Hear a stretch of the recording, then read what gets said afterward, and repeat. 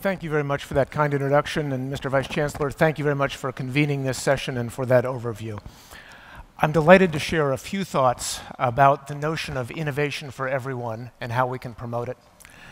Let me start by telling you about something that happened to me over the Christmas holiday. Our eldest daughter, who is studying genetics, shared a list with me, a surprising list. It was a list of scientific heroes, people whose work has saved more lives than anyone else. I had always thought that the top of that list was Norman Borlaug, an American who helped start the Green Revolution in agriculture. I was wrong about that. Norman Borlaug's work was important, but it is said to have saved only 300 million lives. He ranked fifth behind Edward Jenner, who created the smallpox vaccine, saving 500 million lives, Carl Landsteiner and Richard Lowenson, who discovered human blood types, saving over 1 billion lives, and at the very top of the list, Fritz Haber and Carl Bosch, whose work on artificial fertilizer is said to have saved 2.7 billion lives. An Englishman, an Austrian, and 3 Germans. Their inventions, like German inventions in cars and automotive work and electronics and chemicals and pharmaceuticals, have been disruptive and transformative and life-changing. Germany has a global reputation for being pragmatic and progressive and having a great tradition in engineering, not just in academia, but in industry as well. So how should we approach the next generation of transformative scientific advances, like machine learning and artificial intelligence, that have the promise of being able to help us cure cancer or even reverse climate change? I come from California, so maybe it's natural that I'm optimistic about the potential of technology. But the numbers tell a fabulous story. The world is 10 times wealthier than it was in 1800. Europe and the United States far more than that. We have more abundance than ever before. Around the world, in the last 30 years alone, more than 1 billion people have come out of extreme poverty. That is unprecedented in human history. And if you look back just to 1900, the average global lifespan was 31 years. Today, it's over 70. So we have a lot to be proud of. We can look at the forces of innovation that have improved the life of consumers, our quality of life in general, and our societies. It is critical that we continue to improve our productivity, especially as we deal with the challenges of an aging workforce. We need more productivity gains, not fewer. But there are also new challenges for us to address. It's important to remember that we can be innovative in our products, but equally innovative in our policies. So I would suggest that the question for politics should be the same as the test for technology. Does a new product or a new policy benefit society broadly? Google's engineers focus on meeting the needs and expectations of our everyday users. What do they want? How can we best serve them? We like products and services that are open, not closed, inclusive, not exclusive. That's why we build open source tools and make technology to be accessible to as many people as possible. That's Search and Chrome and Android and YouTube and Google Maps. And now, increasingly, machine learning, as when we open sourced a new tool called TensorFlow to everybody, so that all businesses have the ability to come up with new applications for artificial intelligence. Now, this kind of openness is a good start, but how do we make the benefits of technology real for everybody? The internet has millions of voices, millions of creators, from citizen journalists to new generations of artists. The barriers to entry are low, and we have access to an unprecedented number of new goods, new services, new ideas. Now, of course, when you have millions of new voices, you have new challenges as well. Hate speech, fake news. We take these problems seriously, and we're committed to working with governments, with partners, and with policymakers to make sure that the positives of the internet outweigh the negatives.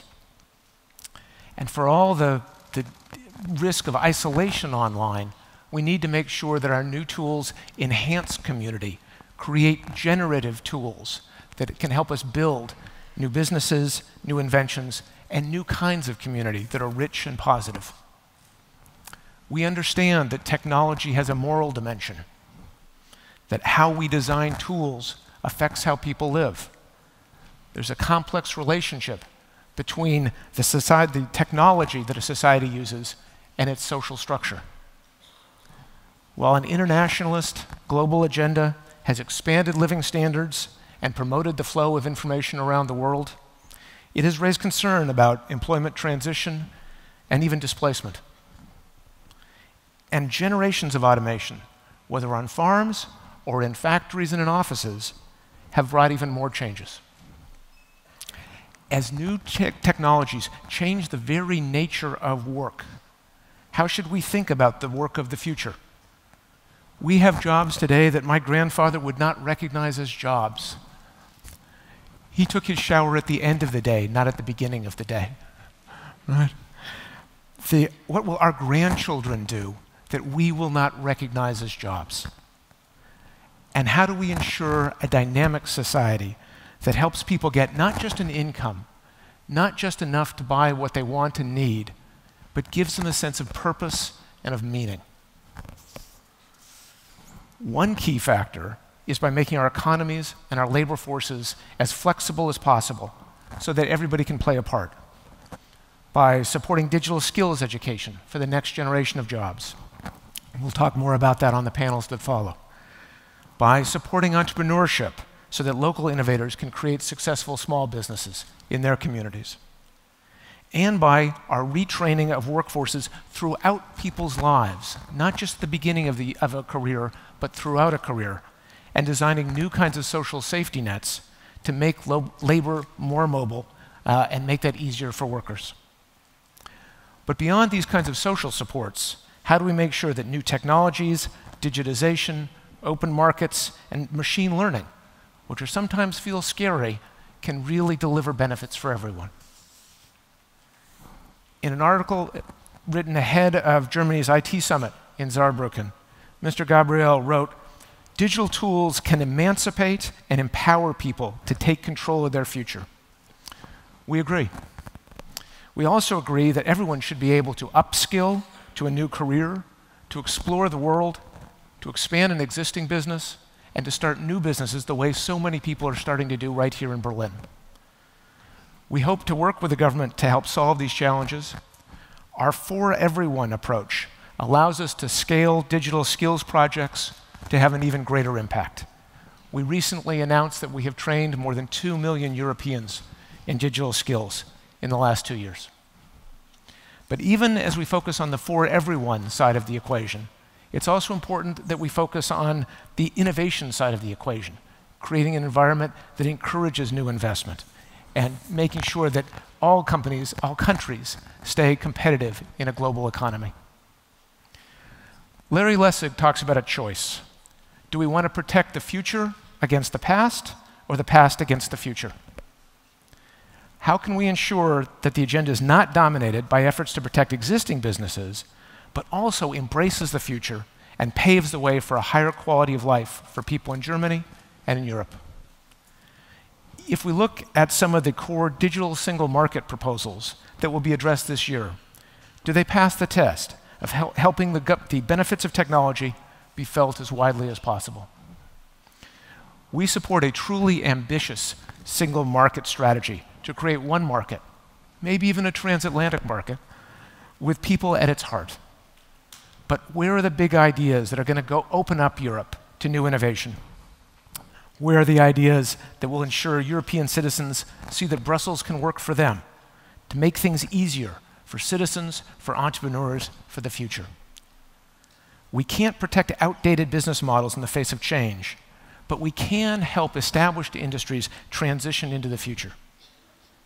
For example, will copyright reforms just protect incumbents or also make it easier for consumers to enjoy the benefits of digital content and empower a new generation of creators to innovate?